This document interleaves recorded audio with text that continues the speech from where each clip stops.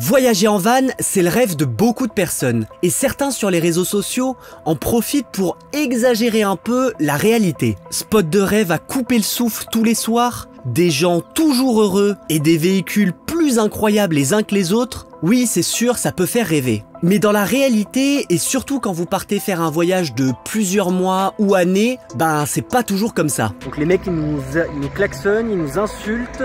Pour ceux qui nous connaissent pas, nous c'est Ambrine et Damien, ça fait plus de 2 ans qu'on voyage en Amérique avec notre véhicule, et dans cette vidéo, on va revenir sur les 5 plus gros mensonges qu'on peut voir sur les réseaux sociaux. Et on va essayer de vous montrer comment ça se passe dans la réalité. Putain, on est bloqué au pire endroit.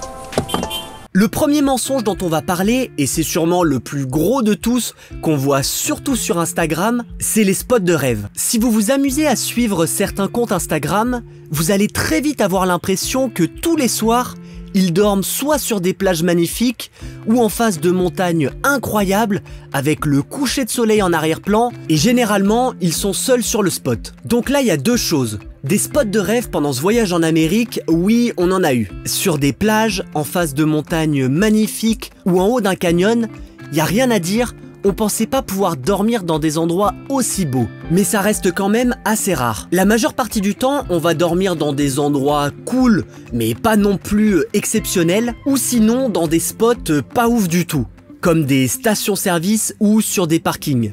Mais en soi, c'est pas grave parce que ce genre de spot, ben c'est juste pour passer la nuit et le lendemain matin, on va reprendre la route pour continuer notre chemin. Ensuite, même si vous trouvez le spot de rêve, il y a des choses qui peuvent venir le gâcher, comme la surfréquentation, mais ça on va en reparler juste après, ou sinon surtout la météo. C'est génial! C'est bien, il fait beau au Panama, hein? Ah bah punaise, il y a eu un éclair au même moment. Hein. Pour vous donner un exemple, on est actuellement au Brésil et ça fait 1 semaine qu'il pleut non-stop. Du coup, le spot où on dort, qui en soi est magnifique, ben nous, ce qu'on va en retenir, c'est surtout que dès qu'on met un pied dehors, on est dans la boue et ben je vous laisse imaginer l'état de notre cellule. Donc si vous partez faire un grand voyage en van, c'est évidemment important si on vous parle de spots magnifiques, d'essayer d'y aller. Et si la météo est au rendez-vous, ben pourquoi pas y passer plusieurs jours. Mais gardez bien en tête qu'un spot pour dormir, bah son principal objectif c'est de pouvoir dormir dessus. Donc tant que c'est sécurisé et à peu près calme, bah c'est parfait. Ensuite pour la surpopulation, alors je sais qu'en France et Europe ça commence vraiment à être un problème, mais nous en réalité en Amérique on est quand même pas mal épargné. Et quand on va sur un spot sauvage, bah généralement on est seul. Pour vous donner un exemple, en Bolivie, quand on était entre La Paz et le Salar de Uyuni, pendant 3 semaines, on n'a pas rencontré un seul autre van. Pourtant, on était dans des parcs nationaux magnifiques très connus, mais il n'y avait personne. Et tous les soirs, on était seuls. Du coup, nous, c'était presque l'inverse et on avait envie de voir un autre van arriver pour se dire que ce soir, on serait pas seul sur le spot. Et c'est clairement pas la première fois que ça nous arrive pendant ce voyage. Au Costa Rica, pendant nos 3 semaines de voyage, on n'a pas rencontré un seul autre van. Même dans le Salar d'Uyuni, qui est un endroit super connu, on a dormi 5 jours au milieu du Salar, en face de l'île la plus connue, et on n'a pas croisé un seul autre van. Alors bien sûr, il y a des zones qui peuvent être un peu plus touristiques que d'autres. Mais franchement, en Amérique, et spécialement en Amérique centrale et en Amérique du Sud, quand vous avez un 4x4 et que vous pouvez sortir un peu des sentiers battus, vous allez très souvent être seul sur les spots sauvages, et c'est vrai que c'est plutôt agréable. Bon, moi je vais faire ma petite marche du soir en brine. Passez une bonne soirée. Alors je vais vers là-bas.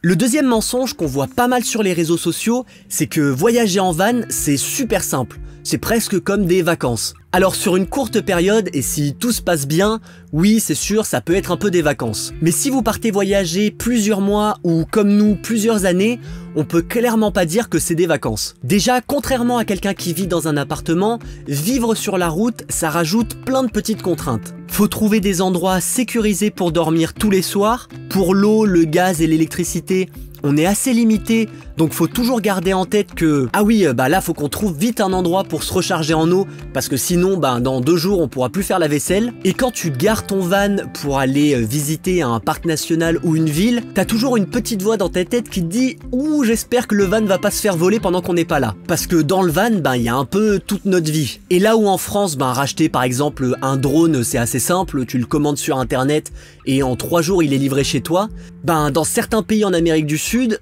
c'est pas forcément comme ça.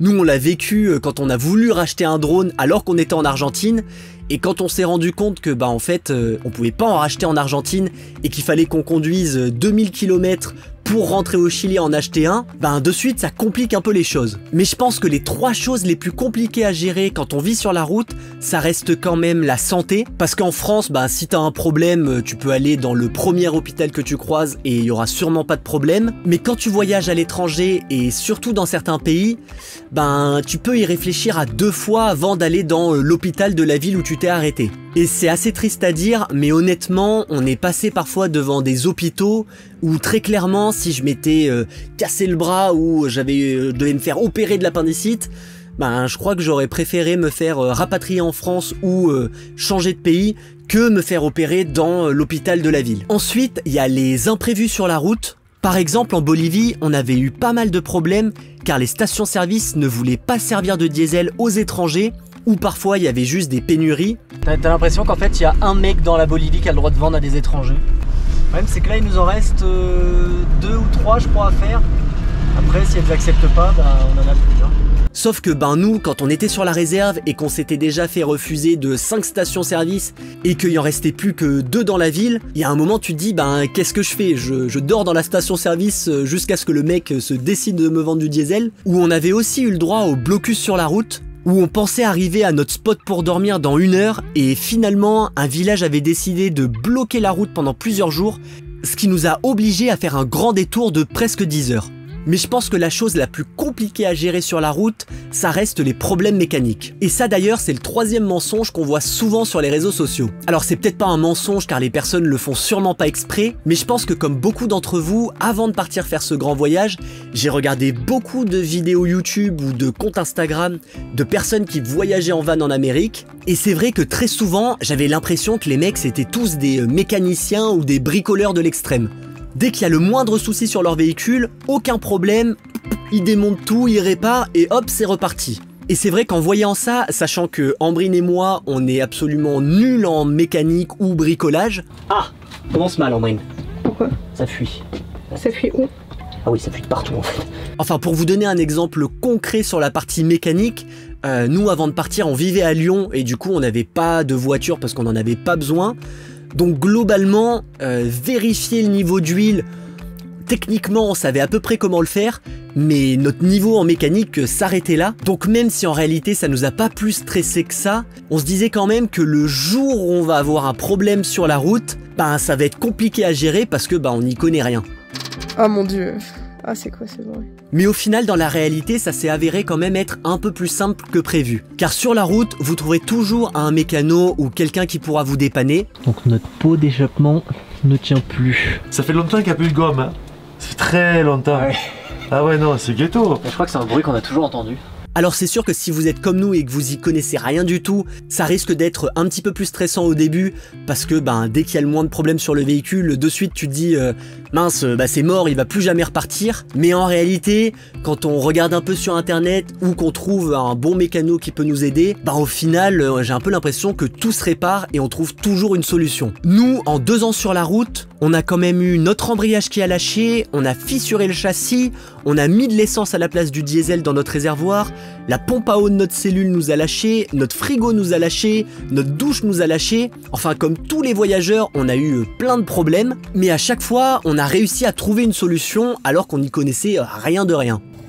Oh. Ça marche! À la limite, ce qui nous a fait perdre le plus de temps pendant ce voyage, c'était le problème avec l'embrayage, mais en soi, c'était pas le problème mécanique en lui-même qui a pris du temps, c'est juste que pour se faire livrer la pièce, on a dû attendre 2 semaines. On a rencontré vraiment beaucoup de voyageurs ces 2 dernières années, ils ont tous eu des problèmes sur la route, parfois même des très gros problèmes, mais à chaque fois, ils ont réussi à trouver une solution. Et actuellement, on connaît aucun voyageur qui a dû arrêter son voyage ou abandonner son véhicule au bord de la route à cause d'un problème qu'il n'a pas réussi à résoudre. Et en parlant de véhicules, ça va être le 4e point de cette vidéo. Sur les réseaux sociaux, on sent bien qu'il y a certaines marques ou modèles de véhicules qui sont plus mises en avant que les autres. Et parfois, on peut même avoir l'impression que partir faire un long voyage comme ça, si on n'a pas un Defender ou un Mercedes Sprinter, bah c'est un peu du suicide. Je me rappelle quand on avait eu le problème avec le châssis, j'avais reçu des messages de gens qui m'avaient limite insulté en me disant que partir faire un si long voyage avec un Nissan Navara,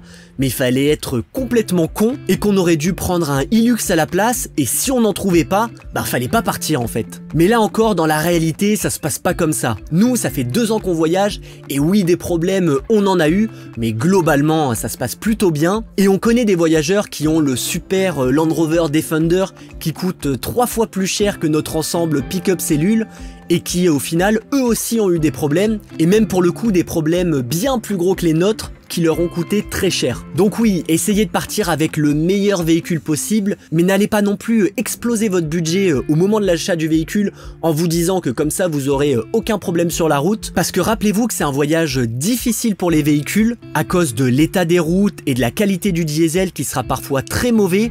Donc même avec le meilleur véhicule au monde, vous allez sûrement avoir des problèmes. Je dirais même que pour un voyage comme ça, c'est peut-être bien d'avoir un véhicule pas très récent, car s'il y a beaucoup d'électronique dans votre véhicule, ça va parfois être difficile de trouver quelqu'un qui peut vous aider à le réparer. Et on connaît pas mal de voyageurs qui sont par exemple pas allés en Bolivie à cause de la qualité du diesel qui était trop mauvaise et ils avaient peur que ça abîme leur véhicule. Et c'est quand même super dommage parce que pour nous la Bolivie ça fait très clairement partie des plus beaux pays qu'on a visités. Et la dernière chose dont on voulait parler dans cette vidéo, c'est le fait de se lasser un peu du voyage ou de ne plus être impressionné par ce qu'on peut voir. Quand on regarde certaines personnes sur les réseaux sociaux, on a toujours l'impression que c'est waouh. Chaque jour ils découvrent quelque chose de nouveau et chaque jour c'est encore plus incroyable que le jour d'avant. Mais dans la réalité et spécialement quand vous partez faire un très long voyage, bah c'est normal que parfois vous allez pas avoir envie de visiter quelque chose par exemple. Parce que oui, si les 20 derniers jours, vous avez visité des nouveaux endroits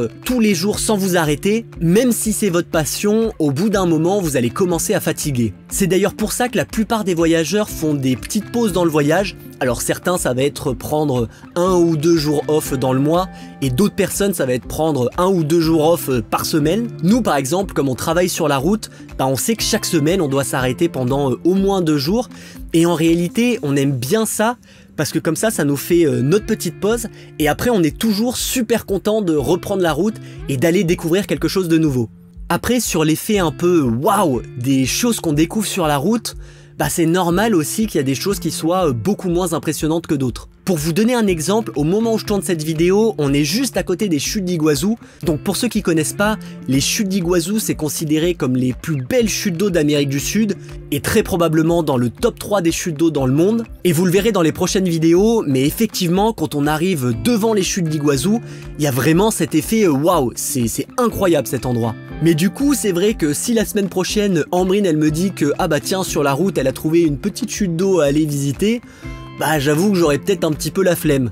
Parce que je sais très bien que après ce qu'on a vu dans les chutes d'Iguazu qui étaient tellement exceptionnelles, bah cette petite chute d'eau sur la route, elle va sûrement me paraître un petit peu fade. Donc on va peut-être faire une petite pause sur les chutes d'eau pendant un petit mois et se concentrer sur quelque chose d'autre. Après je vous rassure, l'espèce humaine est très forte pour oublier les choses, donc d'ici un mois, je risque très probablement, si on revoit une chute d'eau sur la route, d'avoir de nouveau cet effet waouh. Mais faut se dire que c'est pas quelque chose qu'on peut avoir en non-stop pendant un voyage. Et sur un long voyage comme ça, faut pas avoir honte de s'écouter, et si vous sentez que vous avez besoin de faire une petite pause et de rien faire pendant quelques jours, et ben faites-le. De plus, avec les réseaux sociaux, parfois on se rend pas compte qu'entre 2 lieux à visiter, il peut y avoir beaucoup de routes.